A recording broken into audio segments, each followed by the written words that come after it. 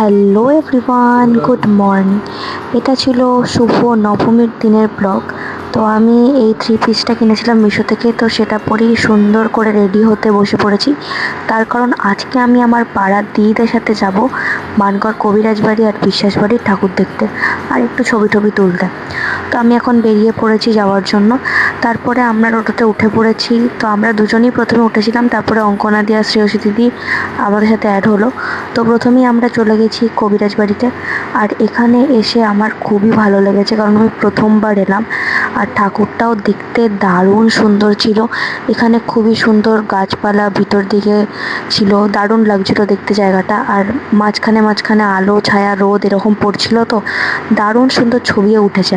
তো এখানে কয়েকটা ছবি তোলা হয়েছে, আর অঙ্কনাদিরা প্রচুর ছবি তুলেছে, মানে কি আর বলবো।